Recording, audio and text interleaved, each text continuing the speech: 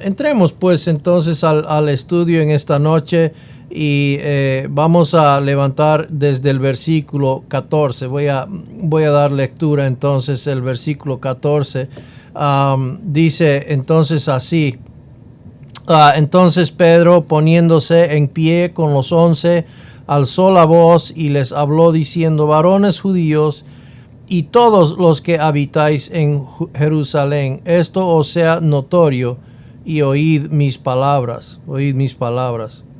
Entonces, con los apóstoles de pie junto a él, Pedro predicó el primer mensaje de la dispensación de la iglesia.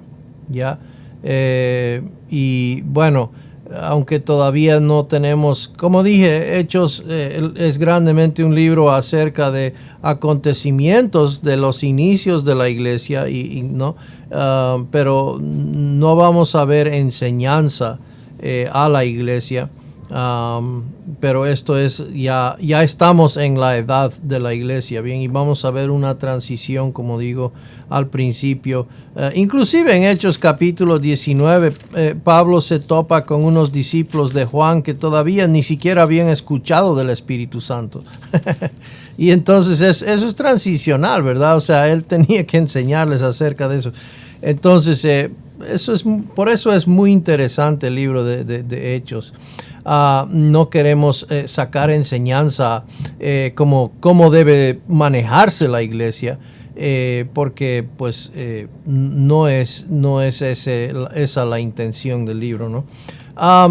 Versículo 15 dice así: porque estos no están ebrios como vosotros suponéis, puesto que es la hora tercera del día. ¿Se acuerdan? Anteriormente vimos de que la gente que estaba observando, pues estaban diciendo: estos están ebrios, ¿verdad? Y aquí entonces Pedro demostró la irracionalidad de la acusación de la embriaguez, sugiriendo que la gente no se emborracha a las 9 de la mañana. Lógicamente, la tercera hora, ¿verdad? Las 9 de la mañana. La primera hora era de hora de madrugada, cuando se hacía las primeras preparaciones hasta las 8 de la mañana, si no me equivoco, y más o menos de 8 a 9 era la segunda hora. La tercera hora era de 9 a 10 de la mañana. Y entonces aquí tenemos, a las 9 de la mañana aproximadamente, dice que supuestamente están, que están borrachos, ¿verdad? Pues no había sido la bebida lo que había causado esto, sino que el Espíritu Santo había descendido, ¿verdad? Y entonces es bastante interesante cómo autentifica si alguien estaría tratando de falsificar o tratando de imaginarse o contarnos una historia de lo que había acontecido, pues no introducirían estos detalles.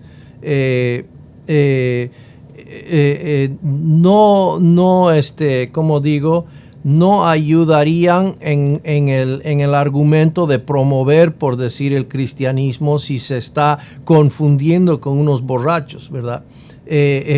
No va al caso de que una persona en su cabeza se ha puesto a pensar: hagamos pues una nueva religión y les vamos a contar así, ¿no?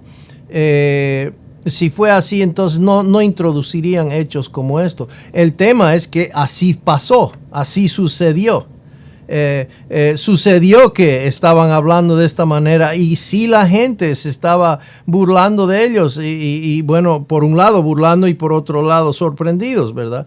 Es simplemente como sucedió, y están narrando tal cual sucedió. Así como los primeros testigos que fueron a mirar la tumba vacía no fueron hombres, y eso en ese tiempo, en esa cultura, no tendría ninguna autenticidad. Si iría una mujer y la palabra de una mujer en ese tiempo no valía prácticamente, legalmente no tenía peso, ¿verdad?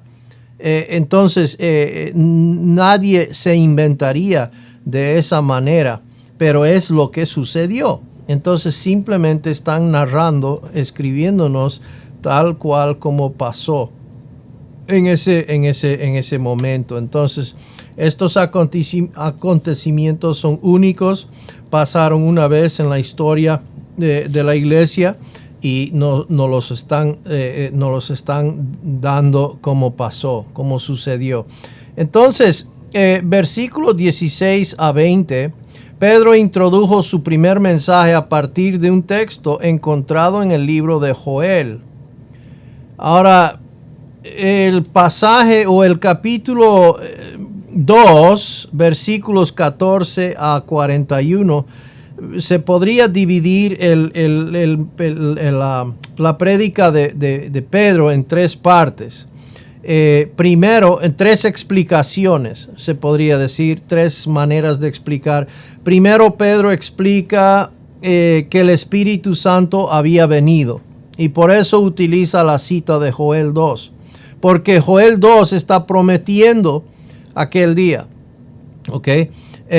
Número 2, de versículos 22 a 35, Pedro está explicando cómo sucedió, ¿no? Que Jesús estaba vivo, y va a dar diferentes pruebas, como 4 pruebas contundentes de la resurrección de Cristo. Y luego va a explicar el por qué, ¿no? Y era para salvar a pecadores, que Jesús había muerto, etc. Entonces, 3 partes a su mensaje, vamos a decir, a su predicación aquí, y podemos claramente dividirlo así, de esa manera. Entonces, aquí vemos que Pedro introduce el libro de Joel.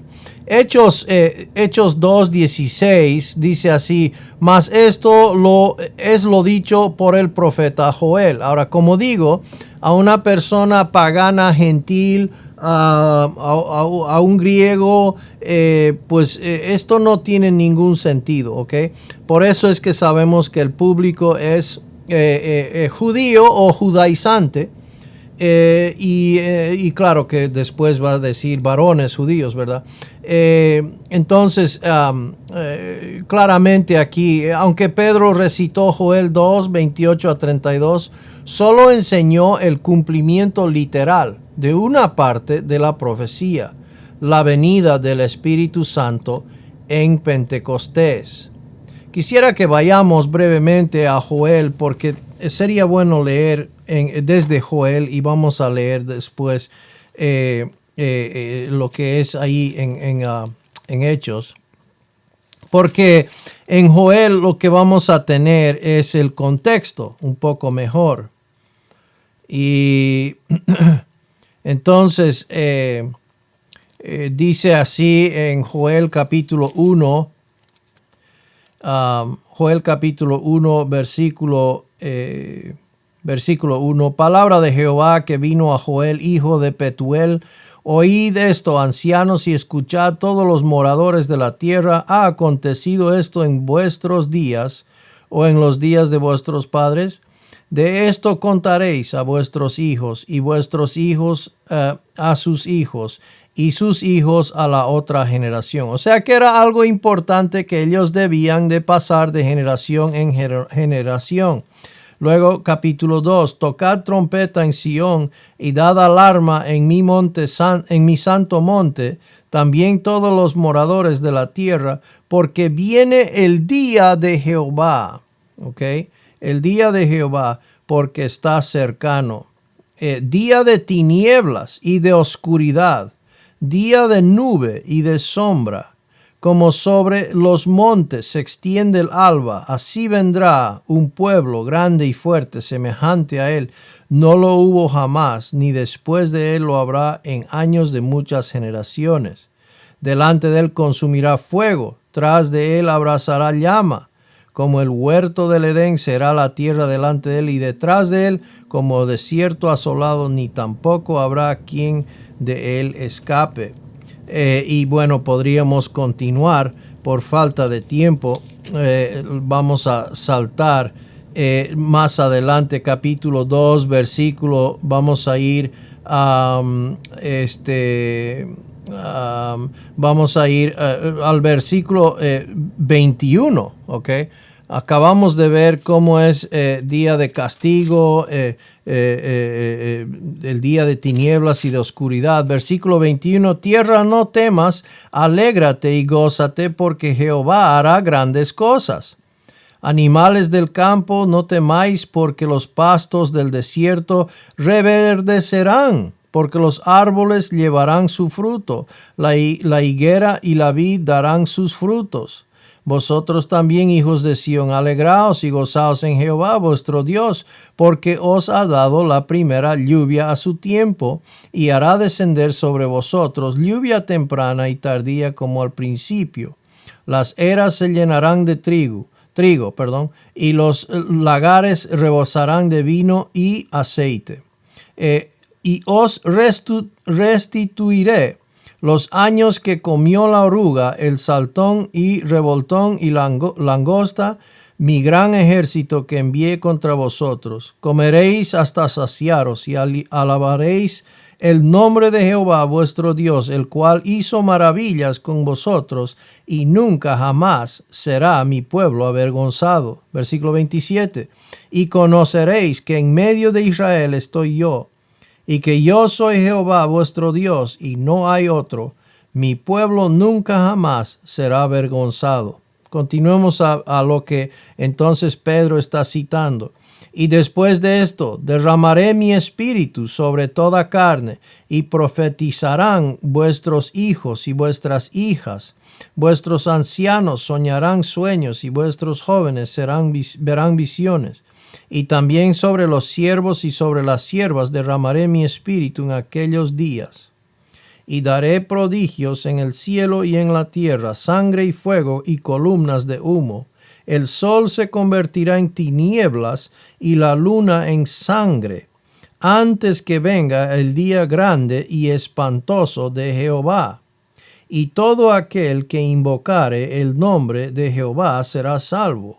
Porque en el monte de Sión y en Jerusalén habrá salvación, como ha dicho Jehová, y entre el remanente al cual él habrá llamado. Muy bien.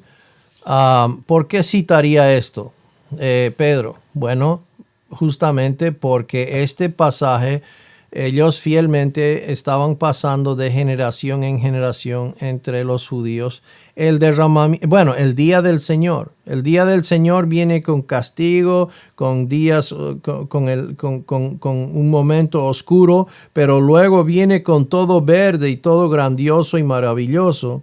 Pero también viene con lo que es el Espíritu Santo que desciende, ¿bien?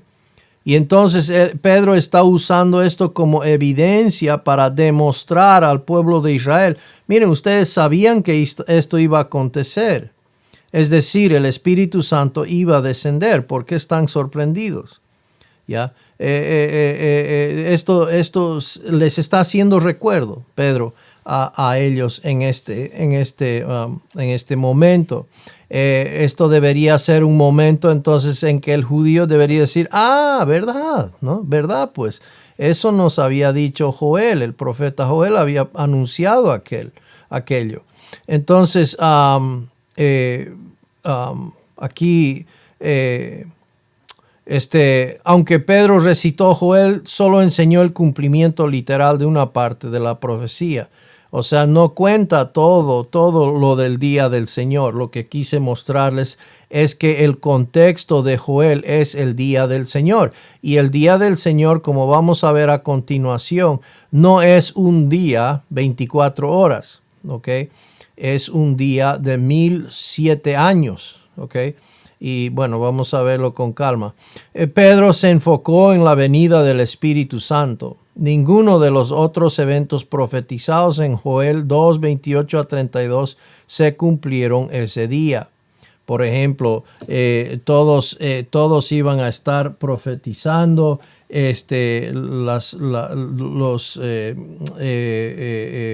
Dice, soñarán sueños, vuestros jóvenes verán visiones, vuestras hijas, etcétera, profetizarán. Y bueno, hay un montón de cosas que son demostrados ahí. El cielo y la tierra se pone de sangre y fuego y columnas de fuego, etcétera, ¿verdad? Ninguna de esas cosas se cumplió ese día. Y la verdad es que en realidad el cumplimiento del Espíritu Santo descendiendo sobre Israel en sí, eso todavía no se ha cumplido en el sentido literal que va a suceder para Israel, ¿ok? Y eso es interesante también. Entonces, pero sin embargo, Israel no debía sorprenderse. ¿Por qué? Porque el Espíritu Santo estaba prometido anteriormente por el profeta Joel, y es por eso que lo está citando. Versículo 17 de Hechos, versículo 17 dice así: en los postreros días, dice Dios, derramaré mi espíritu sobre toda carne, y vuestros hijos, vuestras hijas profetizarán, vuestros jóvenes verán visiones, y vuestros ancianos soñarán sueños. Bien. El Espíritu Santo fue derramado en el día de Pentecostés, pero no en toda la humanidad, como está profetizado, solo en los creyentes en el aposento alto, ¿ya? Y eso lo vemos en Hechos capítulo 2, versículos 1 al 4, ¿no? Que fue a los que estaban ahí, los 120 que estaban reunidos. Ahora, Hechos 2:18 dice, y de cierto sobre mis siervos y sobre mis siervas en aquellos días derramaré mi espíritu y profetizarán. Nuevamente, al judío esto es familiar, ¿ya? El derramamiento del Espíritu Santo sobre estos creyentes de la iglesia cumplió con las promesas del Señor en Juan. Jesús había pedido, ahora esto es interesante entender, y no queremos complicar la situación aquí, pero queremos entender. El Espíritu Santo fue prometido a Israel y que todos iban a profetizar, etcétera, etcétera, en un tiempo futuro, en el día del Señor. No estamos en el día del Señor. No ha empezado todavía el día del Señor. Entonces, ¿qué es lo que está sucediendo? Bueno, es que Jesús había prometido, ¿se acuerdan?, a sus discípulos de que él iba a pedir al Padre. Iba a pedir al Padre y que el Padre envíe otro consolador. O sea, esto no va con la profecía de, pues Dios ya lo había dicho, que esto iba, y el Espíritu Santo, la persona del Espíritu Santo iba a venir. Entonces, ¿por qué Jesús tiene que pedir? Y es porque es algo especial específicamente para la iglesia, ¿ok? La edad de la iglesia. Y bueno, vamos a mirar algunos de estos versículos. Vamos a Juan 14, 16. Jesús había dicho esto en Juan 14, 16 a 17. Dice, y yo rogaré al Padre, ¿ya? Y os dará otro consolador, para que esté con vosotros para siempre. Entonces Jesús iba a rogar al Padre, ¿no? Y esto es el consolador, hablando de la persona de Dios, el Espíritu Santo, para la edad, específicamente para la edad de la iglesia, ¿bien? Y no iba a estar con ellos, sino en ellos. Entonces, versículo 17, y el Espíritu de verdad, al cual el mundo no puede recibir, porque no le ve ni le conoce. Pero vosotros le conocéis, porque mora con vosotros y estará en vosotros. Ahí tenemos una transición magnífica en la dispensación de Israel, de la ley, bajo la ley, a la dispensación de la iglesia. Estaba con ellos y ahora estaría en ellos. Corporalmente, ¿verdad? O sea, toda la iglesia, cada miembro de la iglesia ahora tiene el gran privilegio de tener la presencia de la persona del Espíritu Santo morando en él. Es increíble, es increíble. En el Antiguo Testamento es verdad que el Espíritu Santo entró en David, entró en Saúl, pero era momentáneo, ¿verdad? No era su presencia en todo israelita, sino meramente en aquellos que pues eran ungidos reyes o para momentos específicos que él entraba y volvía a salir, pero él moraba con Israel. Ahora, el capítulo 15, versículo 26 dice, pero cuando venga el Consolador, a quien yo os enviaré del Padre, el Espíritu de verdad, el cual procede del Padre, él dará testimonio acerca de mí. Una palabra en cuanto al Espíritu Santo, y hay que enfatizar esto un poco, es el hecho de que el Espíritu Santo no es un sentimiento. El Espíritu Santo no es un aura de buen sentimiento o algo que sucede en el culto cuando la música empieza a tocar bien bonito. El Espíritu Santo es una persona y es parte de la Trinidad. Siempre la Biblia hace cuidado de mencionar el Espíritu, o sea, es una persona, no es una cosa que va como la presencia va a llenar este lugar o una cosa. No, su presencia está en nosotros y deseamos que Él more, que tenga la libertad de morar en todos nosotros, ¿verdad? O sea, en todo nuestro ser. Y entonces muy importante, Él dará testimonio acerca de mí. Queremos ver si es el Espíritu Santo. Si queremos saber si es el Espíritu Santo que está obrando, siempre va a dar gloria al Señor Jesucristo. Pues ese es el trabajo del Espíritu Santo hoy día, uno de sus trabajos. Es glorificar y dar testimonio acerca de Jesucristo. No dar testimonio acerca de la persona que está delante o del show que están dando, sino más bien dar gloria al Señor Jesucristo. Y eso es algo que el Señor Jesucristo mismo dijo. Y entonces, bueno, nuevamente aquí estamos con este tema. Ya se volvió a veces se me cuelga esto. Ok, muy bien. Entonces, versículo 27, y vosotros daréis testimonio también, porque habéis estado desde el principio. Bien. No, otra vez parece que se me ha... no, ahí está. Entonces, vosotros daréis testimonio también, porque habéis estado conmigo desde el principio. Y luego 16, 7 al 15, pero yo os digo la verdad, dice Jesús, os conviene que yo me vaya, porque si no me fuera el Consolador no vendría a vosotros, mas si me fuere, os lo enviaré al Espíritu Santo. Y cuando Él venga, convencerá al mundo de pecado, de justicia y de juicio.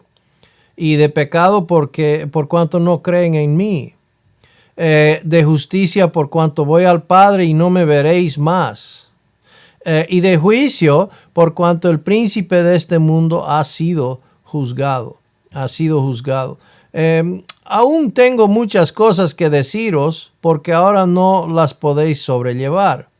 Pero cuando el Espíritu de verdad, cuando Él venga, Él os guiará a toda la verdad. Porque no hablará por su propia cuenta, sino que hablará todo lo que oyere y os hará saber las cosas que habrán de venir. Él me glorificará, porque tomará de lo mío y os lo hará saber. Muy importante eso. Y todo lo que tiene el Padre es mío. Por eso dije que tomará de lo mío y os lo hará saber. Os lo hará saber. Qué lindo que el Señor Jesucristo ha rogado por el Espíritu Santo para nosotros, ¿verdad? Y hoy podemos disfrutar de su presencia y pues su poder y todo lo que Él opera en nosotros, su consuelo en estos tiempos, etc. No todas las personas estaban profetizando en este momento. ¿Por qué digo? Porque dice, y de cierto sobre mis siervos y sobre mis siervas en aquellos días derramaré de mi espíritu y profetizarán. Entonces, no todos estaban profetizando, viendo visiones o soñando sueños.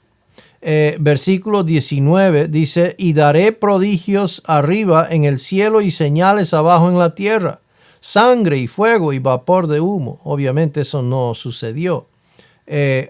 Y bueno, hay aquellos que dicen que todo esto ha acontecido y ellos tratan de explicar de que todo esto tiene que ver, por ejemplo, Mateo 24 y las señales del sol, la luna y las estrellas.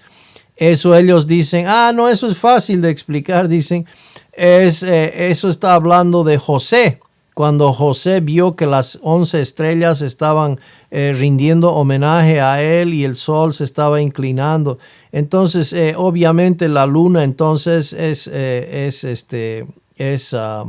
Israel, ¿verdad? Y eso tratan de explicar de esa manera. Pero es un absurdo. Estas cosas nunca sucedieron. Y nos traería gran duda de parte de la profecía que hizo aquí en Joel 2, que ya se había cumplido. Esto no obviamente no se ha cumplido como es dicho, ¿no?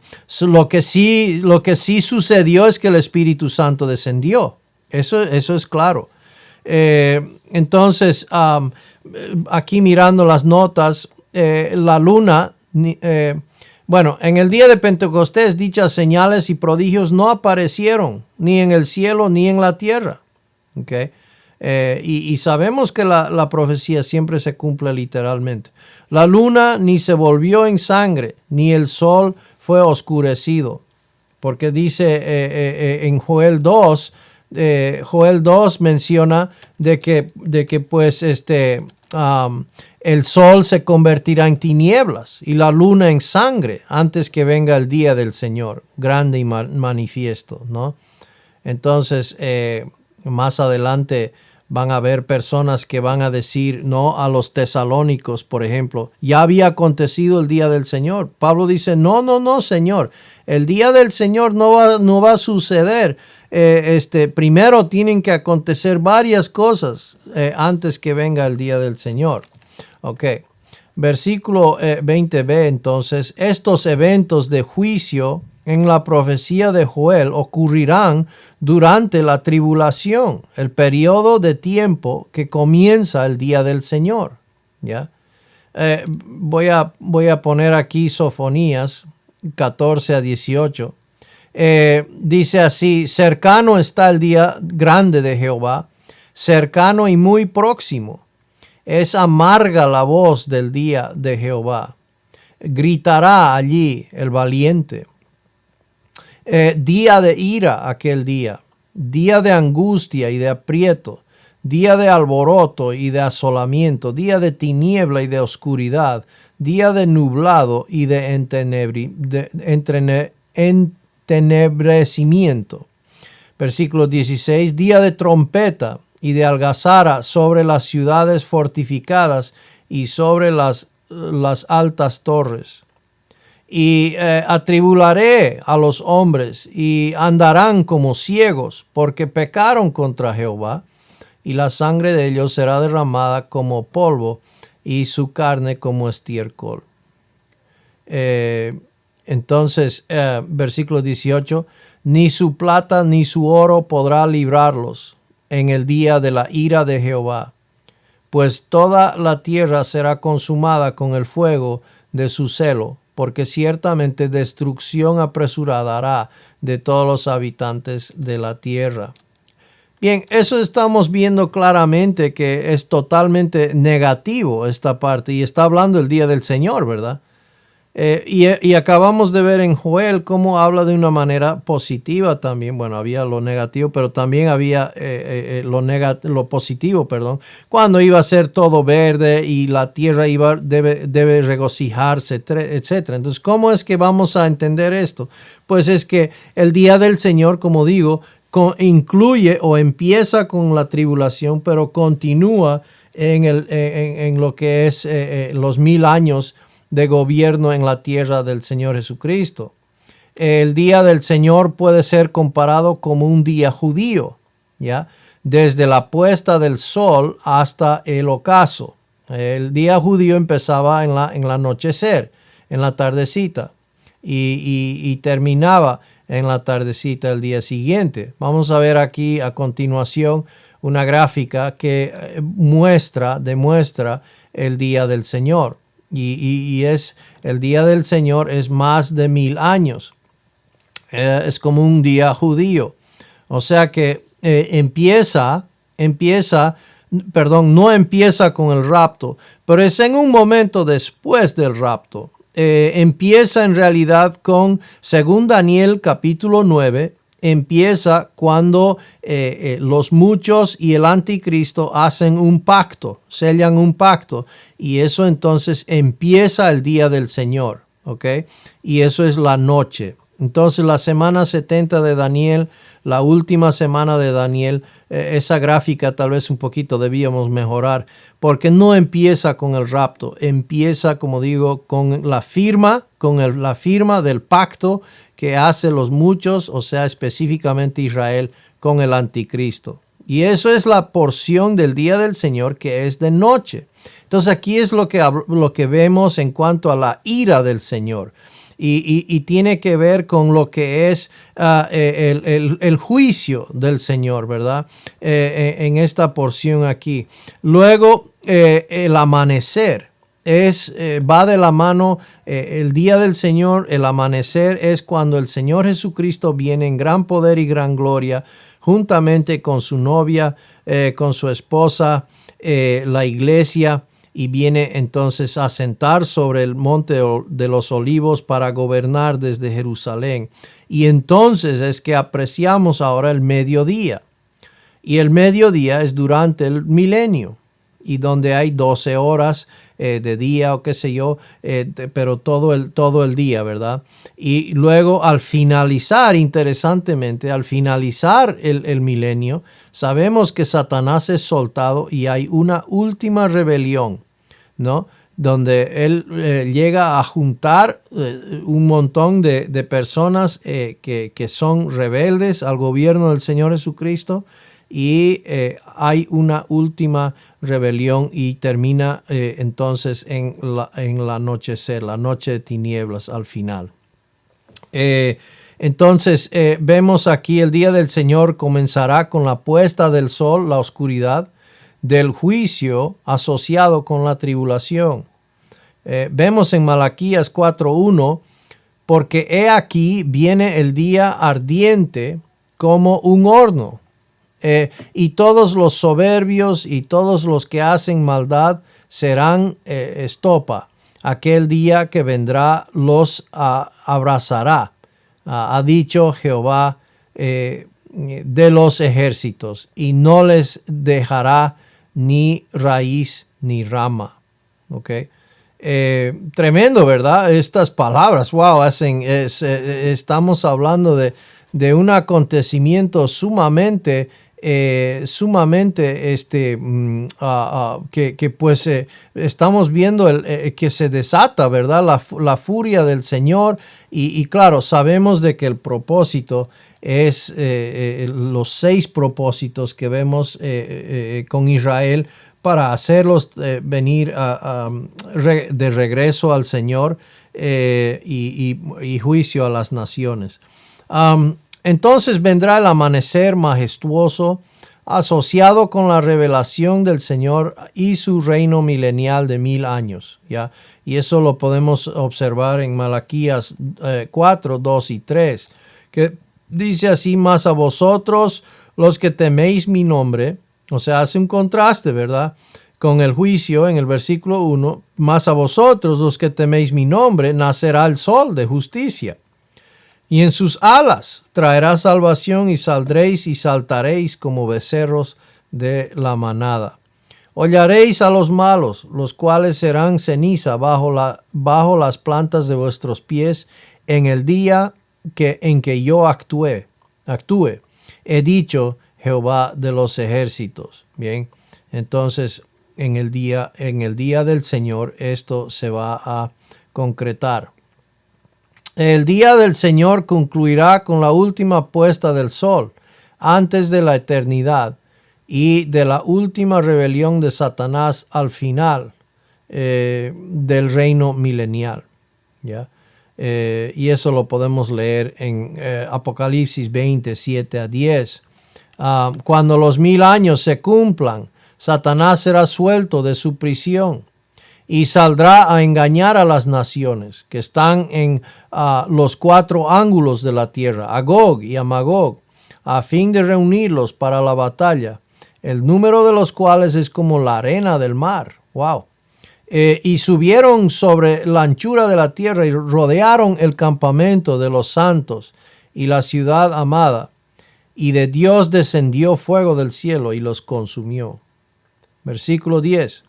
Y el diablo que los engañaba fue lanzado en el lago de fuego y azufre, donde estaban la bestia y el falso profeta, y serán atormentados día y noche por los siglos de los siglos. Bien, entonces vemos claramente de que al principio de este día empieza con tinieblas, ¿verdad? Y luego termina con lo que es juicio y tinieblas al lanzar a Satanás y esta última guerra que hay, pues. Entonces, nuevamente el día del Señor, tenemos lo que menciona Joel capítulo 2, versículos 28 a 31, la parte de la noche, ¿no? Y luego tenemos el amanecer, Joel 3, 9 a 16, habla del amanecer. Y luego el mediodía, que es Joel capítulo 3, 17 a 18. Entonces, todo esto lo podemos entender conforme a las escrituras, ¿verdad? En general, diferentes escrituras, uniéndolas, podemos entender el día del Señor, ¿ok? Porque tiene sus dos lados, el principio y final, negativo, oscuro, pero al mediodía es tremendo luz y tremendo gozo y tremenda, un tiempo de gran regocijo. Entonces, no es que son diferentes días, es parte del mismo día del Señor. Muy bien, Hechos 2:21 dice así: y el diablo y todo aquel que invocar el nombre del Señor será salvo. Bien, todo aquel que invocar el nombre del Señor será salvo. Aquí muchas veces se ha tergiversado este versículo, ¿verdad? Para poner como condición para ser salvo el invocar al nombre del Señor, pero en realidad lo que estamos viendo es que el que invoca al Señor es que ya ha creído, pero ya es salvo y pues eso es algo que entendemos conforme a otras escrituras. Pedro usó esta última cita de Joel para enfatizar la necesidad de los judíos de creer en Jesucristo, invocándolo a Él para la salvación. Uno invoca a aquel en quien ha creído, ¿verdad? Según Romanos capítulo 10, que justamente está hablando también en referencia a judíos, interesantemente. Pedro citó a Joel, pero solo aplicó un punto de similitud, el derramamiento del Espíritu Santo. Bien. Y por eso digo, estos judíos deberían haber encontrado fácilmente, pues esto iba de acontecer, ¿verdad? Y entonces no es tan difícil de entenderlo. Pedro explicó que su hablar en diferentes idiomas era realmente el comienzo de un nuevo ministerio asociado con la venida del Espíritu Santo. Era como prueba de que el Espíritu Santo había venido. Ahora el versículo 22, varones israelitas, oíd estas palabras.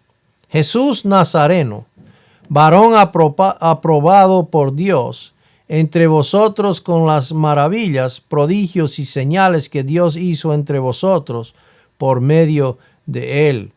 Bien, ahora va a entrar y va a explicar lo que hicieron, y en realidad lo que vamos a ver aquí es que la cruz va a ser presentada, bien, la cruz vamos a ver presentada, pero no como el sustituto, no como la obra sustituta del Cordero de Dios, sino el lugar donde los judíos crucificaron a su Mesías. ¿Ya? Entonces, y esto en realidad lo va a presentar ustedes al dador de la vida. Ustedes lo crucificaron. Tremendo sopapo. Tremendo que les va a dar, ¿verdad? Entonces no está presentando como típicamente vamos a ver la cruz siempre presentada como la obra sustituta del Cordero de Dios, sino más bien como inculpar a Israel por crucificar a su Mesías. Y entonces, varones israelitas, oíd estas palabras. Pedro exhortó al pueblo de Israel a escucharlo. Su evangelio es el mismo evangelio que Pablo predicó en 1 Corintios 15, 3-4, que Cristo, el Dios hombre, murió por nuestros pecados y resucitó al tercer día. Jesús era un ser humano, Jesús nazareno, varón. Pedro estaba a punto de contarles acerca del hombre de Nazaret llamado Jesús, el tema del evangelio. Jesús también era divino, aprobado por Dios entre vosotros con las maravillas, prodigios y señales. Los milagros de Jesús probaron que Él es Dios. Este Jesús, el Nazareno, este es Dios, es divino. Que Dios hizo por medio de Él. Dios realizó estos milagros, señales y prodigios a través de Jesús. Dios lo había hecho, dice Pedro, a través de este Jesús de Nazaret, entre vosotros, como vosotros mismos sabéis. O sea, Israel no podía negar los milagros de Jesús, ya que los vieron y fueron informados de todo lo que Él hizo. Claro que sí, no había cómo negarlo.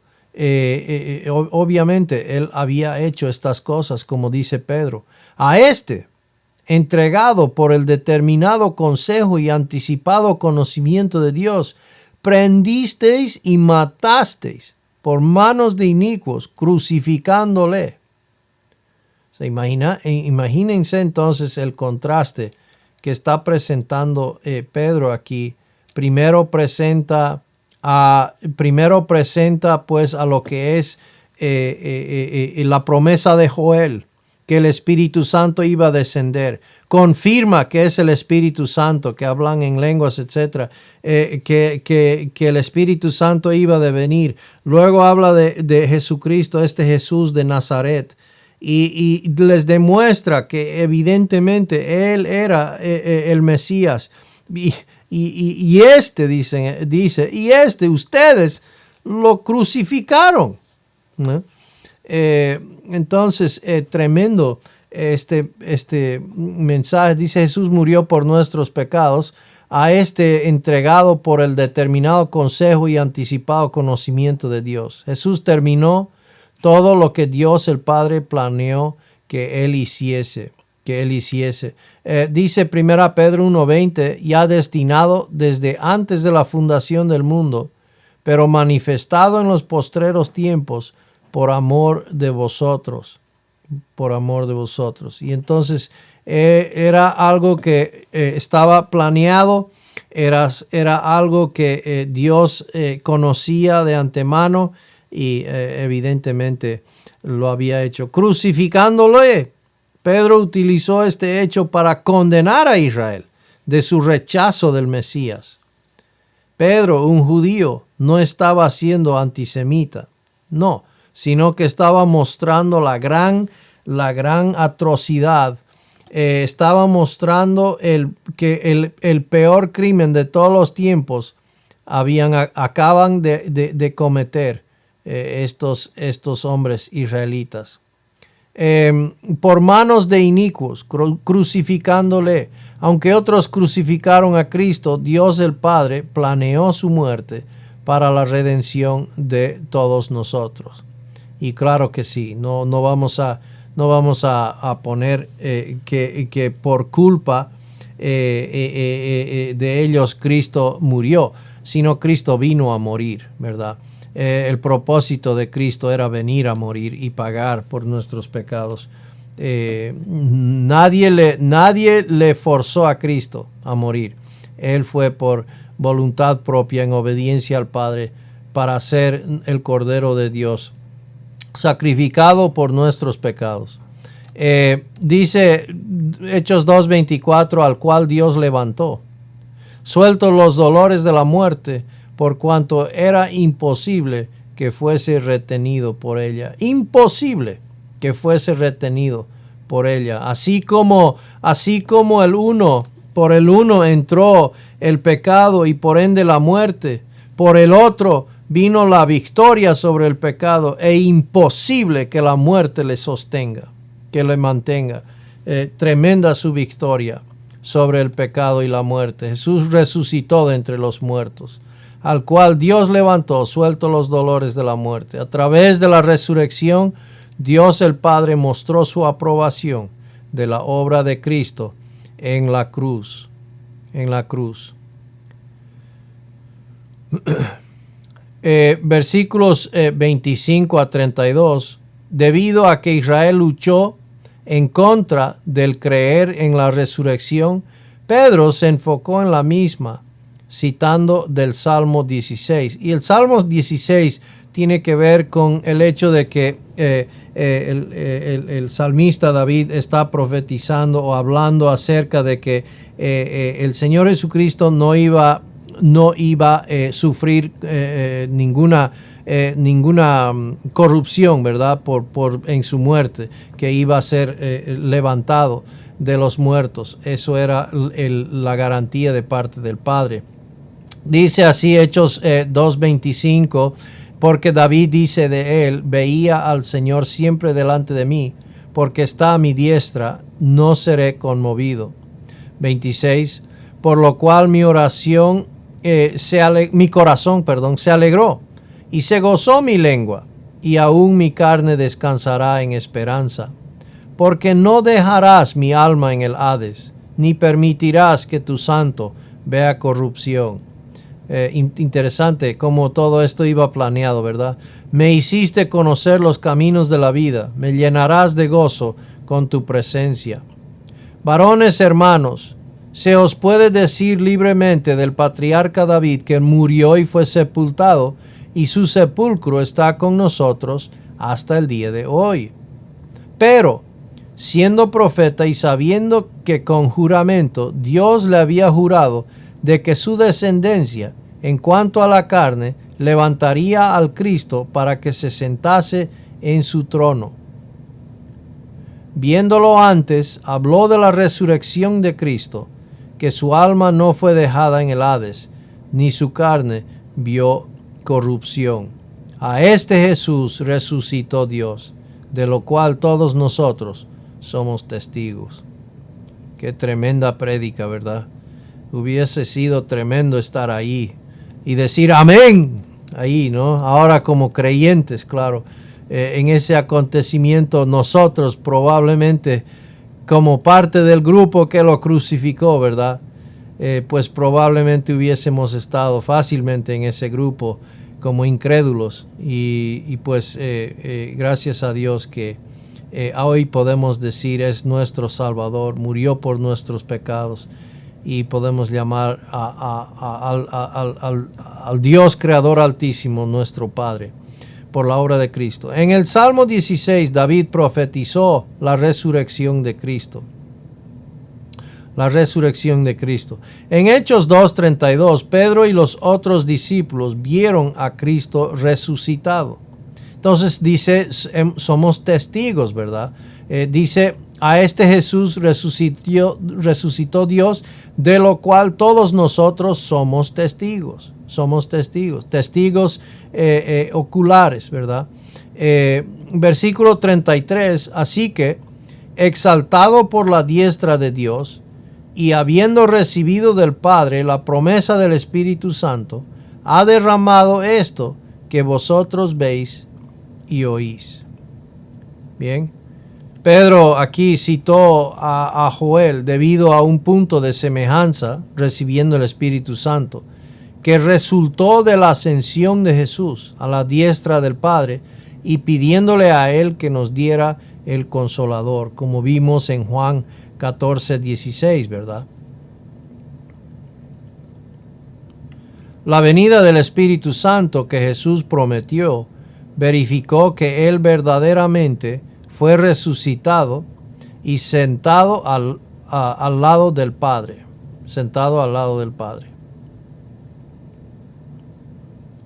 Del mismo modo que la gente vio la manifestación del Espíritu en Pentecostés, así también los discípulos habían visto al Cristo resucitado. Ambos eventos fueron verificables. Muy importante eso. Uno de los eventos históricos que son más verificables en toda la historia, más que pues cualquier otro evento. Hubo más de 512 testigos oculares que lo vieron resucitado al Señor Jesucristo. Hechos 2, 34 y 35, las muchas citas de Pedro del Antiguo Testamento enfatizan que debemos entender el Antiguo Testamento mismo a fin de comprender correctamente el Nuevo Testamento. Vamos a leer Hechos 2, 34 y 35. Porque David no subió a los cielos, pero él mismo dice, dijo el Señor a mi Señor, siéntate a mi diestra. Citando Salmo 110, ¿no? Versículo 35, hasta que ponga a tus enemigos por estrado de tus pies. Hechos 2:36, debido a que Israel luchó en contra del creer en la deidad de Cristo, Pedro repitió su identidad.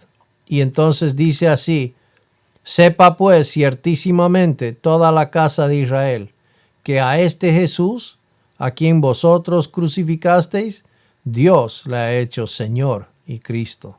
¡Wow! ¡Qué tremendo!, ¿no? Con razón es que les llegó directo al corazón. Por segunda vez, Pedro mostró al pueblo de Israel su error al rechazar a Jesús y ordenar su crucifixión. Dios manifestó a su Hijo como ambos Señor y Cristo.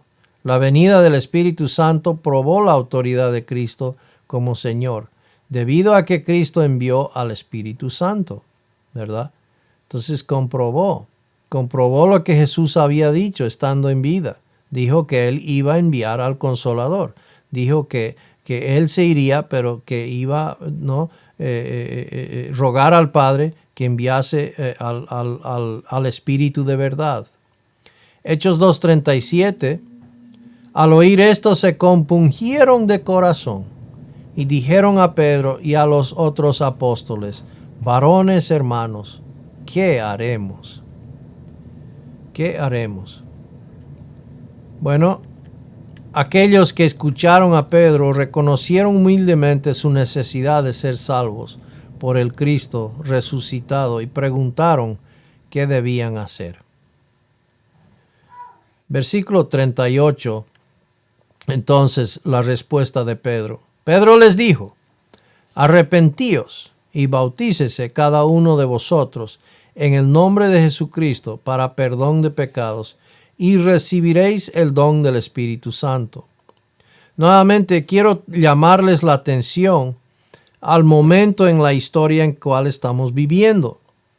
Ya todavía estamos prácticamente en una etapa de transición, donde todavía podemos oír lejanamente, pero podemos oír todavía la voz de Juan el Bautista, que debían de arrepentirse y bautizarse en preparación al establecimiento o a la venida del Mesías, ¿verdad?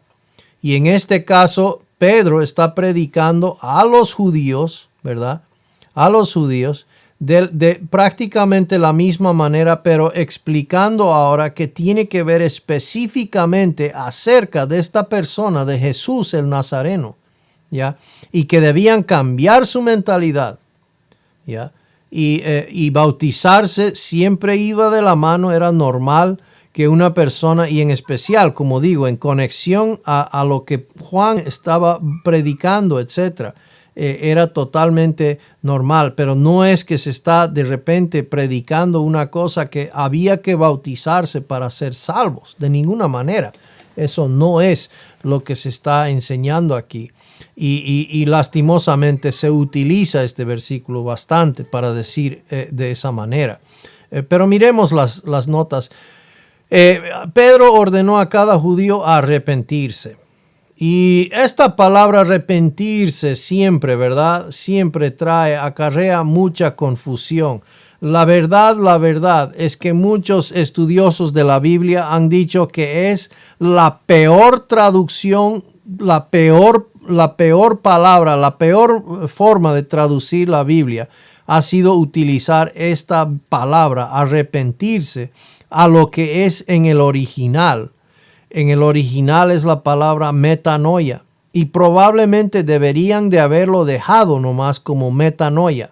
Así como utilizamos, por ejemplo, la palabra metamorfosis cuando estudiamos de los bichitos, la mariposa y cómo hacen metamorfosis. En el colegio aprendemos eso. No es tan difícil. Es básico eso. Se aprende eso en el 6º grado, ¿verdad? De clase de ciencias, etc. Aprendemos de la metamorfosis, ¿verdad? No es complicado. Es una palabra griega. Pues de la misma manera debieron dejar la palabra sin traducir, metanoia. Y eso podríamos aprender en la escuela dominical fácilmente, que significa metanoia, cambio de mente, y no arrepentirse, que en el idioma español arrepentirse significa sentir pena por algo, dar una lástima por algo que ha acontecido, ¿no? Ahora, hay una palabra en el Nuevo Testamento para arrepentirse, o sea, para sentir pena por algo. Y eso es lo que hizo Judas. Judas sintió pena por lo que hizo, pero nunca cambió de mentalidad. Nunca fue salvo Judas Iscariote. Entonces, esta palabra es confusa y por eso tenemos que explicarlo. En la Biblia, lastimosamente, se tradujo de esta manera al español y también al inglés.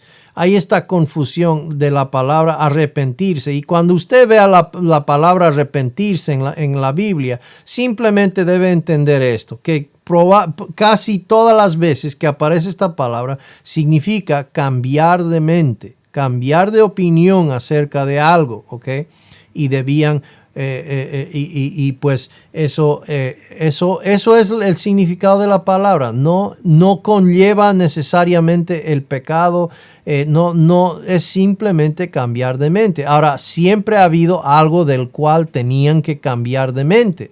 Okay. Por ejemplo, en muchos casos había la idolatría. Estaban creyendo en los ídolos y debían arrepentirse de eso, ¿verdad? Y creer el evangelio, ¿no? Debían cambiar de mente sobre eso y creer el evangelio. Dice, arrepentíos es la segunda persona plural del verbo que está conectado gramaticalmente a las cláusulas plurales para perdón de los, es decir, vuestros pecados.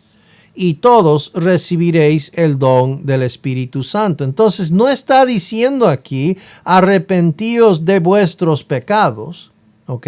Está diciendo arrepentíos para recibir perdón de pecados, ¿ok?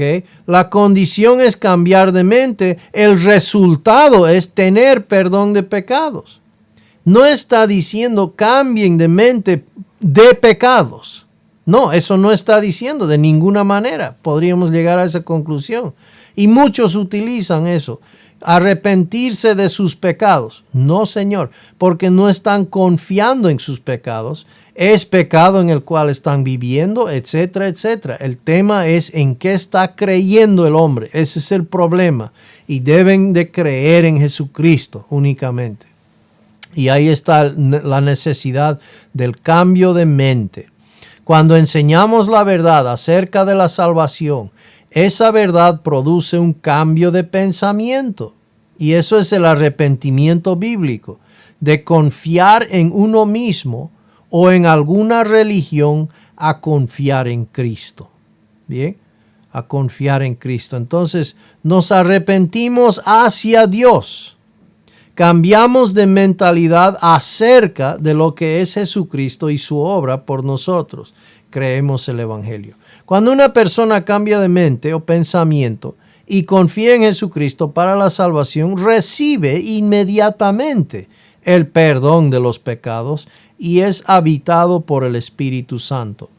Eso es exactamente lo que dice, precisamente lo que dice Efesios 1, 13 y 14. En él también vosotros, habiendo oído la palabra de verdad, que es el evangelio de vuestra salvación, y habiendo creído en él, fuisteis sellados con el Espíritu Santo de la promesa, que es las arras de nuestra herencia hasta la redención de la posesión adquirida para alabanza de su gloria. Bien. Para el perdón de los pecados. Entonces no es de perdón o no es de pecados, sino para el perdón de pecados. Pedro les dijo que se arrepintieran, cambiaran de mente y creyeran en Cristo para, es decir, entrar en el estado de el perdón de los pecados. Entonces cambiamos de cambiamos de mentalidad acerca de lo que estábamos creyendo y creemos en Cristo únicamente. Dice, y recibiréis el don del Espíritu Santo. Todos aquellos que se arrepienten, y claro, esto es nuevo, primera vez que se predica esto. Todos aquellos que se arrepienten, que cambian de pensar acerca de Cristo y creen en Él, reciben no solamente el perdón de pecados, sino el don del Espíritu Santo. ¡Wow! Imagínense escuchar eso por primera vez. Pero arrepientan, cambien de parecer, cambien de pensamiento. Van a recibir el perdón de pecados y el don del Espíritu Santo. ¡Qué tremendo escuchar esa prédica! ¿Verdad? Hubiese sido, pero una cosa increíble. Escuchar esas palabras por primera vez. 2 versículos ayudan a aclarar lo que sucedió cuando ellos se arrepintieron, cambiaron de pensamiento acerca de su rechazo de Jesucristo. Dice Hechos 2:41, así que los que recibieron su palabra fueron bautizados y se añadieron aquel día como 3,000 personas. O sea, le recibieron, es decir, aceptaron como gente, aceptaron al Mesías. Y entonces, ¿qué hicieron? Lo primero fue ir y bautizarse, identificarse con esta persona, con Jesucristo y su obra. Hechos 2:44, todos los que habían creído estaban juntos y tenían en común todas las cosas. Y entonces, Hechos 2:38, como individuos, aquellos que cambiaron su pensar, se arrepintieron de su incredulidad y creyeron en Cristo, se les ordenó ser bautizados. ¿Ya? Eso era por si acaso, más adelante vemos claramente que era una condición para ser salvo. Felipe, le dice, si verdaderamente has creído, bien puedes, le dice, ¿verdad? Al eunuco. Entonces, de la misma manera, era una condición el ser un creyente, ser bautizado. Y bautícese cada uno de vosotros. Pedro declaró que cada persona que tuvo un cambio de mente, es decir, se arrepintió y creyó, debería ser bautizada. Tercera persona singular del verbo, en o epi, en base de a, el nombre de Jesucristo. Entonces están identificándose no con el bautismo de Juan, están identificándose en el nombre, bautizándose en el nombre de Jesucristo. Y nuevamente esto es algo nuevo, ¿verdad? Este bautismo en agua no tiene nada que ver con Dios dándole a un nuevo creyente, ya sea la salvación o el Espíritu Santo. Esto no es, ¿verdad? Ese bautismo en el Espíritu Santo. Esto es en agua y es identificándose con la realidad de que el Espíritu Santo ya estaba en ellos. y ya habían muerto juntamente con Cristo, habían sido sepultados y renacidos a novedad de vida. Y entonces ellos querían identificarse y les mandan a que se identifiquen con Jesucristo, el nombre de Jesucristo.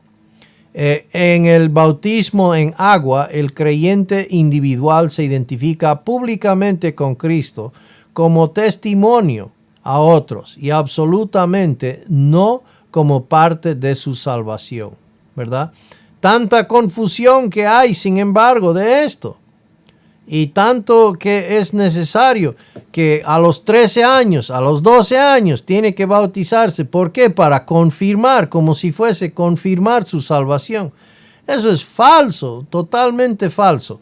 Y el bautismo, hermanos, tiene que ver con un privilegio. El privilegio, un lindo privilegio que tiene el creyente de identificarse delante del mundo de lo que ahora es un creyente en Jesucristo, ¿verdad?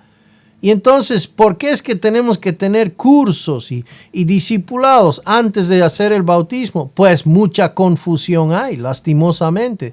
Muchos están creyendo que para ser salvos tienen que ser bautizados. Pero en aquel entonces no era necesario porque la gente entendía claramente que esto era meramente identificarse con el mensaje. Bien, entonces no hubo curso de discipulado, pues no había esa confusión, no había necesidad, todos entendían claramente. ¿Ya? Entonces no es que no se había desarrollado un discipulado todavía. Por lo tanto, Pedro usó el verbo singular, bautícese, es decir, cuando ordenó a creyentes individuales a ser bautizados, ¿no? Mateo 28, 19 a 20 tiene que ver con el hacer discípulos, bautizándoles a los discípulos, ¿no? En el nombre del Padre, del Hijo y del Espíritu Santo. Muy bien, vamos a parar bueno, tenemos un par de minutos. Vamos a terminar el análisis del versículo, ¿ya? Aquí arrepentidos, la segunda persona plural, está en el auristo activo imperativo de metanoeo. Es decir, ¿qué significa eso? El auristo significa que es un momento del tiempo. Activo quiere decir que la persona tiene que hacerlo. Imperativo es un mandato. ¿Ok? Entonces, significa el cambiar de pensamiento fue dirigido a todos los oyentes judíos. Debían entonces hacerlo en ese momento. Acerca de que Pedro estaba instruyéndolos a cambiar de mente.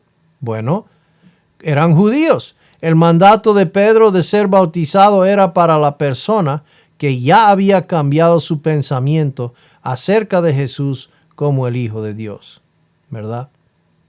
Entonces ya había cambiado su mentalidad.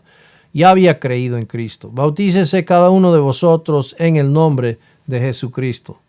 La pequeña preposición en o epi, en o descansando sobre, indicó que cada nuevo creyente debía ser bautizado dependiendo o descansando sobre la autoridad de Jesucristo para perdonar sus pecados. Es la autoridad de Cristo que está ejerciéndose aquí para perdón de pecados. Él es el que ha sido dado la autoridad de dar perdón de pecados. En Hechos 2:21, Pedro usó la misma palabra compuesta epikaleo, en o sobre, y kaleo, llamar, para indicar que la salvación depende o descansa sobre el nombre de Jesucristo. Todo aquel que invocare, epikaleo, el nombre del Señor, será salvo. En Hechos 9:42, la misma preposición en o epi indica que la fe de todos para la salvación dependía o descansaba en el Señor. Esto fue notorio en toda Jope y muchos creyeron en el Señor. En Hechos 16:31 se usa esta misma construcción gramatical. Pablo afirma claramente que la fe para la salvación debe descansar sobre Jesucristo. Cree en el Señor Jesucristo y serás salvo. La misma construcción gramatical. La evidencia textual indica claramente que el perdón de los pecados descansa en el nombre de Jesucristo, no en el bautismo en agua. El nombre de Jesucristo describe su persona, su carácter perfecto y la obra, su vida centrada en la cruz. Hechos 10:43, mientras predicaba el evangelio en la casa de Cornelio, Pedro declaró que la salvación dependía solamente en la fe en el nombre de Jesús. Pedro nunca menciona el bautismo en agua como un requisito para la salvación, porque no lo es,